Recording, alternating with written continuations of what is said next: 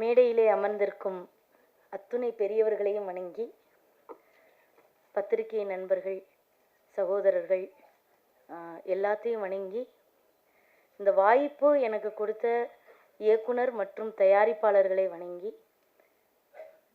இந்த படத்தில் சாதாரண கதாபாத்திரம் பண்ணலை, ரொம்ப முக்கியத்துவமான ஒரு காட்சியில் நடிச்சிருக்கேன். ரொம்ப சந்தோஷமாக இருக்குது.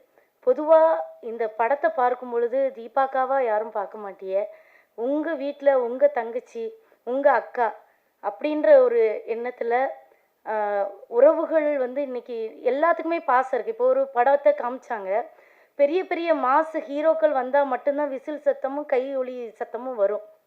ஆனால் 3 சின்ன பசங்க ஒருத்தருக்கு மேலே ஒருத்தர் தோளில் தூக்கி சுமக்கும் பொழுது நம்ம அறியாமல் உணர்வில் ஒருத்தருக்கு ஒருத்தர் கை தட்டணும் பார்த்தீங்களா? அப்போ உள்ள பாசம் மறைஞ்சிருக்கு. அதை வெளிப்படுத்துறதுக்கு தான் தயங்குறோம் எல்லாருமே. இதை ரொம்ப அருமையாக ஒரு தங்கச்சியாக அண்ணங்கிட்ட பாசத்தை ஏங்குற ஒரு சகோதரியாக ரொம்ப எனக்கு ஒரு முக்கியத்துவமான கேரக்டர் கொடுத்த தயாரிப்பாளர் டைரக்டர் தம்பிக்கு ரொம்ப நன்றி.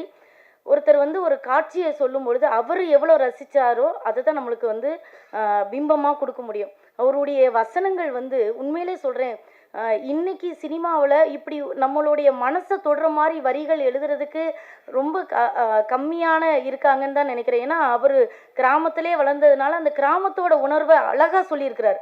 ஒரு நிறைய இடத்துல என்ன மீறி நான் நானே சும்மா எமோஷன் கேரக்டர் தான், அதனால தான் அப்படியே கொடுக்குறாங்க. ஆனால் நான் ஒன்று சொல்லிக்கிறேன், தயவு செஞ்சு இந்த மாதிரி அழுகுற கேரக்டரே தொடர்ந்து கொடுக்காதியே. எல்லாரும் முத்திர குத்திடுவாங்க, தீபாக்கால வெறும் அழுகுறதுக்கு தான் லாய்க்கு அப்படின்னு சொல்லிட்டு, அதையும் தாண்டி நான் நகைச்சுவை கதாபாத்திரங்கள்லாம் பண்ணணும்னு ஆசைப்படுறேன். என்னமோ தெரில, உடனே ஒரு எமோஷனல் கேரக்டரா கூப்பிடு தீபாக்காவை அப்படின்னு எல்லாரும் நினைக்கிறாங்க. ஏன்னு தெரில, ஒருவேளை நல்ல முந்தாடியை தூக்கி ஒப்பாரி வைப்பாருன்னு நினைக்கிறாங்களோ என்னவோ தெரில. ஆனால் இதில் ஒவ்வொரு கதாபாத்திரங்களோடு நடிக்கும் பொழுது ரொம்ப தம்பி எனக்கு மருமகனோடு நடிக்கும் போதும் சரி, எங்கள் அண்ணன் கூட நடிக்கும் போதும் சரி, எனக்கு இப்போ ஒரு அண்ணன் இல்லைன்றது கொஞ்சம் வருத்தமாக தான் இருக்குது. உண்மையில் அந்த மாறி மாறி ஒரு சீன் நடித்தோம் நாங்கள், அது என்னால் மறக்கவே முடியாது. அந்த ரொம்ப அழுத்தமான ஒரு கதையை இந்த படத்தில் சொல்லியிருக்கிறாங்க. எல்லாரும் ஆங்கிலத்தில் தேங்க்யூ தேங்க்யூன்னு சொன்னாங்க. அக்கா நன்றின்னு தமிழில் சொல்கிறேன். ஏன்னா தமிழில் ரொம்ப அழகான ஒன்று சொல்லிட்டு முடிச்சுக்கிறேன். இந்த இம்மண்ணா அப்படின்ற ஒரு வார்த்தை இருக்குது. இந்த இம்மண்ணா உயர்வு சிறப்புண்மை, இழிவு சிறப்புண்மை.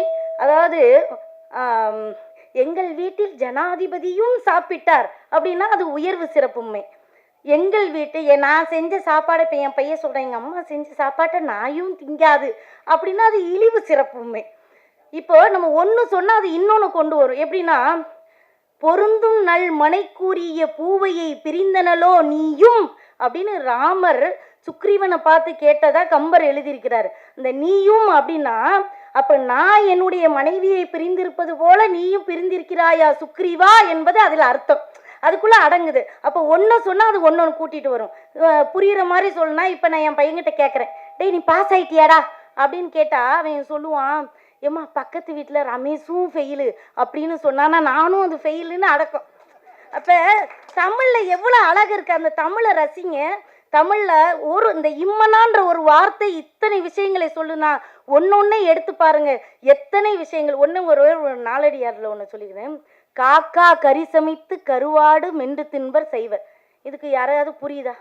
காக்காவை கறி வச்சு கருவாடோடு தின்னுட்டாங்களாம் செய்வர், இதை தான் எல்லாரும் சொல்லுவாங்க. அது அர்த்தம் இல்லை. காக்கா அப்படின்னா கால் பாகம் காய்கறியை வேக வச்சு அந்த உயிர் செத்து போகாமல் அந்த காலத்தில் சாப்பிட்டு வந்தாங்க, ரொம்ப நாள் உயிர் வாழ்ந்தாங்கன்னு தான் அதில் அடக்கும். இது போல தான் நிறைய மறைக்கப்படுது, அது ஏனே தெரியல. உள்ளே போய் பார்த்தீங்கன்னா தமிழ் அவ்வளோ அழகாக இருக்கும், நம்மளுடைய சொந்தங்கள் அவ்வளோ அழகாக இருக்கும். தென் மாவட்டத்தில் இப்பவும் சொல்கிறேங்க்கா, நான் இதை மட்டும் ஒரு முக்கியமான விஷயம் சொல்லிட்டு போயிடுறேன். தென் மாவட்டங்களில் கல்யாணம் முடிச்சிட்டிங்கன்னு வச்சுக்கோங்க, இந்த ஊரை பற்றி எனக்கு தெரியாது, நிறைய பேர் நீங்கள் தென் மாவட்டத்துக்கே சப்போர்ட் பண்ணி பேசுகிறீங்கன்றீங்க. அப்படி கிடையாது, நான் பார்த்த விஷயத்தை தான் நான் சொல்ல முடியும். ஏன்னா ரொம்ப சின்ன குறுகிய வட்டத்தில் இருக்கிறத பார்த்தீங்கன்னா, கல்யாணம் முடிச்சிட்டுனா மறுபடியும் எங்கள் அம்மா அப்பா வீட்டுக்கு போனால் எங்கள் அன்னிக்காரி சாப்பிடுன்னு சொன்னாதான் தட்டில் சாப்பாடே எடுத்து போட்டு சாப்பிட முடியும். இன்னைக்கு அப்படி நிலைகள் இருக்காது. ஏனே தெரியல. எல்லாம் வந்த உடனே இன்னைக்கு பிரிஞ்சு பிரிஞ்சு போயிடுறாங்க. சொல்லி கொடுக்கும்போதே இப்போ என் வயசுல இருக்கிறவங்க இப்போ கல்யாணம் முடிக்கிற பொண்ணு இருந்தால் சொல்லும் போதே கல்யாணம் முடிச்சோன்னே தனி கொடுத்துணும் போயிடணுன்றான். அது ஏனே தெரியல. தனியாக நின்னா பனைமரம் வந்து பலனே கொடுக்காது. இப்போ பனைமரத்தை பலனை பற்றி நம்ம எவ்வளவோ பேசுகிறோம். அது மேலேருந்து கீழே வர எல்லாமே பலன் கொடுக்கணும். அப்போ உறவுகளோடு இருந்தால் தான் அந்த பனைமரம் கூட பயன்படும். அப்போ நம்ம வந்து பயன்படணும்னு நினைக்கிறோமா, பயன்படாத வெறும் மரமாக செத்து போகணும்னு நினைக்கிறோமா அப்படின்னு யோசித்தா இன்னைக்கு போய் இந்த உறவுகளோடு சேர்ந்து எல்லாரும் பேசுங்க, பழகுங்க, சிரியுங்க. தாத்தாட்ட பேசுங்க, அங்கே ஏதாவது கிடைக்கும். பாட்டிக்கிட்ட பேசுங்க, அங்கே ஏதாவது கிடைக்கும். ஏதாவது அந்த அன்பை நீங்கள் அனுபவிச்சிட்டின்னு வச்சுக்கிங்களேன், அந்த அன்பை தாண்டி இந்த உலகத்தில் எதுவுமே கிடையாது. அது எதுவாக வேணாலும் இருக்கலாம். நீங்கள் வயசு முதிர்ந்துட்டுனா நோய்கள் வர்றதுக்கு காரணமே அன்பு இல்லாத ஒரே ஏக்கம் தாங்க. அதை நிறைய பேர் ஒத்துக்கவே மாட்டேங்கிறீங்க. அது தங்கச்சி மூலமாக கிடைக்கலாம், காதலி மூலமாக கிடைக்கலாம், பொண்டாட்டி மூலம் கிடைக்கலாம். யார் மூலமாவது அந்த அன்பு கிடைச்சிச்சின்னு வச்சுக்கோங்களேன், நம்ம நோய் நொடி இல்லாமல் ரொம்ப சந்தோஷமாக இருப்போம். தயவு செஞ்சு உறவுகளை பக்கத்தில் வச்சுக்காங்க, வெறுக்காதீர்கள். இந்த உறவுகள் நம்மளுக்கு கொடுக்குற பலன் வந்து ரொம்ப அதிகம் என்று சொல்லி வாய்ப்பிற்கு நன்றி வழங்கி விடைபெறுகிறேன். நன்றி, வணக்கம்.